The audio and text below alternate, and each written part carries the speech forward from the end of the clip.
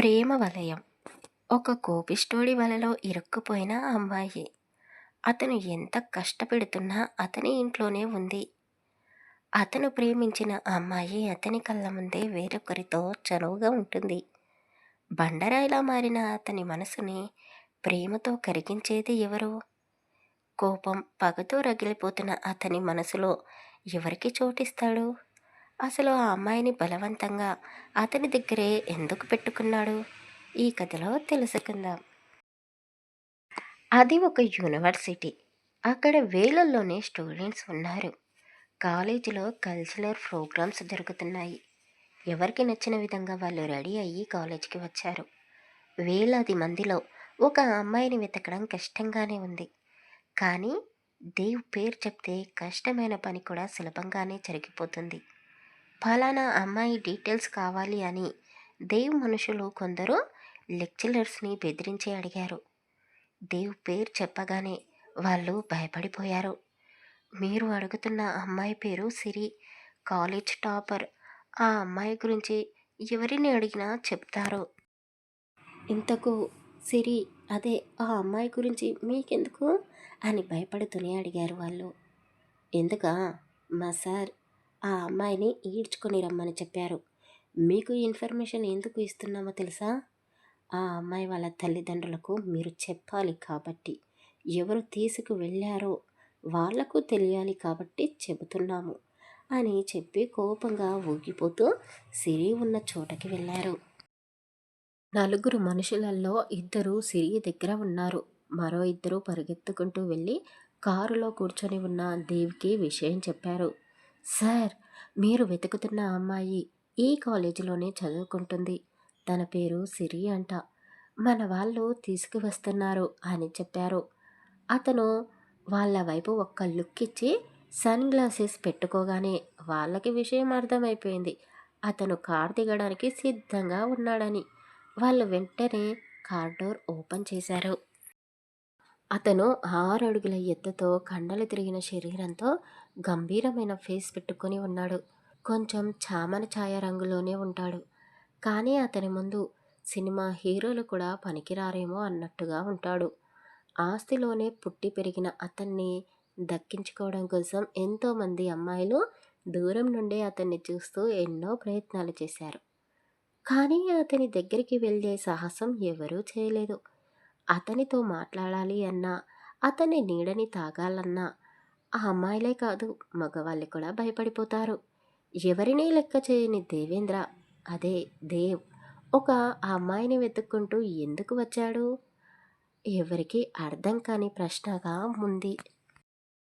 సిరి దగ్గరికి కోపంగా వెళ్ళిన వాళ్ళు ఆమెతో గట్టిగా మాట్లాడలేకపోయారు. అసలు బెదిరించలేకపోయారు కూడా. సిరిని చూస్తే ఎవరైనా సరే తగ్గే మాట్లాడతారు. ఆమె రూపం అలాంటిది మరి. ఆమెని చూస్తే ఎవరైనా సరే ఇలాంటి అమ్మాయి నా జీవితంలో ఉంటే బాగుండు అని అనుకోవాల్సిందే. ఇక పెద్దవాళ్ళైతే ఇలాంటి అమ్మాయి నాకు కూతురుగా పుట్టలేదేంటా అని అనుకుంటారు. మరొకరు ఇలాంటి అందమైన అమ్మాయి నా ఇంటికి కోడలుగా రావాలి అని అనుకుంటారు. అంతటి అందమైన సిరికి సరస్వతి కటాక్షం కూడా ఉంది. అందమైన రూపమే కాదు, ఆమె మనసు కూడా అందరి గురించి ఆలోచిస్తుంది. ఎవరినీ ఇబ్బంది పెట్టదు. అలాంటి సిరిని దేవెందుకు అతని ఇంట్లో బంధించి ఇబ్బంది పెట్టబోతున్నాడు? సిరి చుట్టూ నిన్ను ప్రేమిస్తున్నాము అంటూ ఆ అబ్బాయిలు క్యూ కట్టి ఉంటారు ఎప్పుడు. కానీ ఆమె వాళ్ళందరికీ మనం మంచి ఫ్రెండ్స్ అని చెప్పి నవ్వుతూనే మాట్లాడి వాళ్ళని ఫ్రెండ్స్గా మాత్రమే చూస్తుంది. ఎంత చెప్పినా వినని కొంతమంది మాత్రం ఆమెని ఎలాగైనా దక్కించుకోవాలి అన్న ఆశతోనే ఆమె చుట్టూ తిరుగుతూ ఉన్నారు. ఎవరో తెలియని ఇద్దరు వ్యక్తులు వచ్చి, సిరి, మా సార్ రమ్మంటున్నాడు, వెళ్దాం పదా అని అంటే వాళ్ళు ఊరుకుంటారా? హీరోయిజం చూపించాలి కదా. అప్పటికీ సిరి నిదానంగా వాళ్ళతో మాట్లాడుతూనే ఉంది. మీరు ఎవరో నాకు తెలీదు. తెలియని వాళ్ళతో నేను ఎక్కడికి రాను. అయినా మీ దేవి సార్ ఎవరు? ఆయనకి నేను తెలిసేమో, కానీ ఆయన నాకు తెలీదు. గొడవ చేయకుండా మీరు ఇక్కడి నుండి వెళ్ళండి ప్లీజ్. నా వల్ల ఇక్కడ ఎవరు ఇబ్బంది పడకూడదు. ప్లీజ్ వెళ్ళండి అని సిరి ఎంత చెప్తున్నా ఆమె ఫ్రెండ్స్ మాత్రం వినకుండా, ఏయ్ సిరి, ఏం మాట్లాడుతున్నావు? వాళ్ళు పోకిరి వెధవల్లా ఉన్నారు, చూస్తేనే అర్థం కావడంలే, కిరాయి రౌడీలా ఉన్నారు, వీళ్ళతో ఇంత మర్యాదగా మాట్లాడకూడదు అంటూ వాళ్ళని కొట్టడానికి ప్రయత్నం చేశారు. కానీ వాళ్ళు ఏమీ ఊరుకోలేదు. ఇలాంటి పిల్ల పిచ్చకాయలను ఎంతో మందిని చూశారు. దేవ్ మనుషులు ఇద్దరూ తిరిగి వాళ్ళని కొట్టారు. కాలేజీలో గొడవ అంటే అందరూ ఆసక్తి చూపిస్తారు కదా, అక్కడికి అబ్బాయిలందరూ గుంపుగా వచ్చేశారు. బయటి వాళ్ళు వచ్చి మా కాలేజ్ వాళ్ళపై చేయి చేసుకోవడం ఏంటి అని వాళ్ళని రౌండప్ చేసి కొడుతున్నారు. అప్పుడే అక్కడికి దేవ్ వచ్చాడు. ఎవర్రా మీరంతా, నా మనుషులను కొడుతున్నారు అని ఒక్కసారిగా గర్జించేసరికి అందరూ కొట్టడం ఆపేసి అతని వైపే చూశారు. గొడవ పెద్దదయ్యేలా ఉంది అని కాలేజీ యాజమాన్యం భయపడిపోయింది. వెంటనే పోలీసులకు కాల్ చేశారు.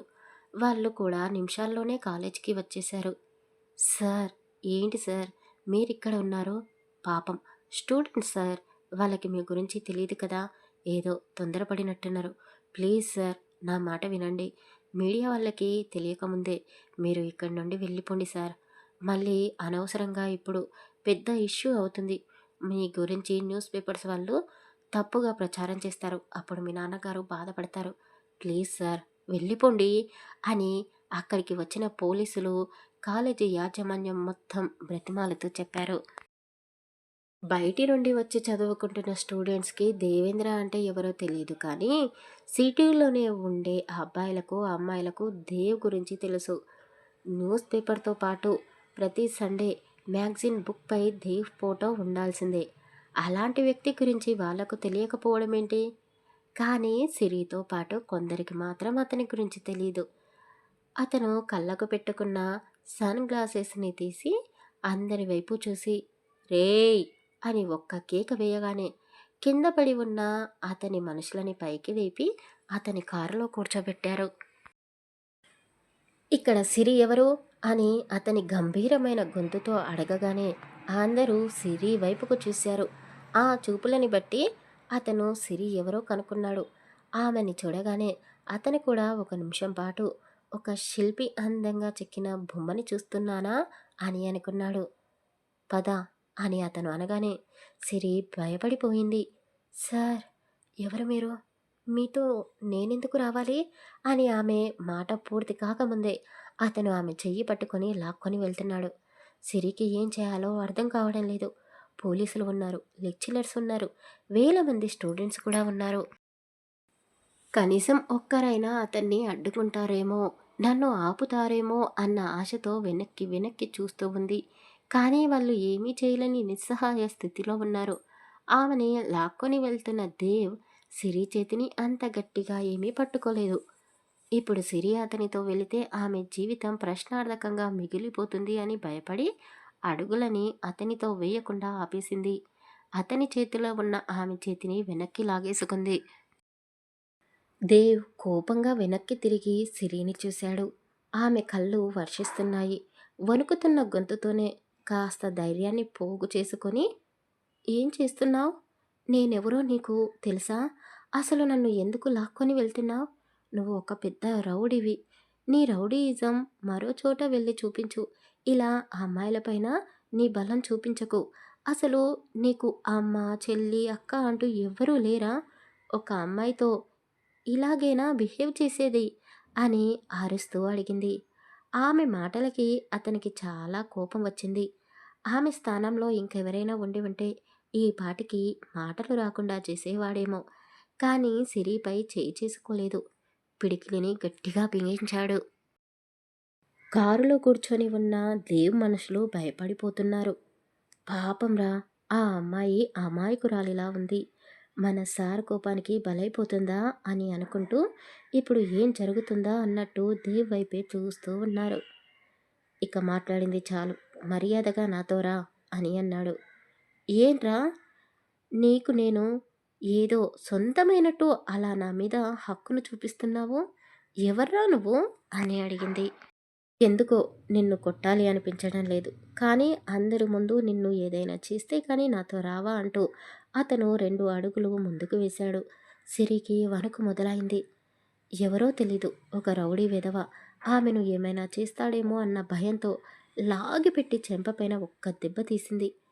ఊహించని ఆ పరిణామాన్ని అసలు తీసుకోలేకపోయాడు దేవ్. అక్కడ ఉన్న వాళ్ళందరూ ఆశ్చర్యపోయారు. ఇక సిరిని దేవ్ చంపేయడం ఖాయం అని అనుకుంటున్నారు.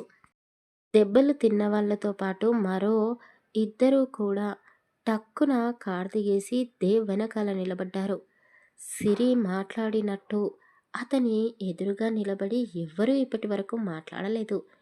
దేవ్ని చిన్నప్పుడు వాళ్ళ అమ్మా నాన్న కూడా కొట్టి పెంచలేదు.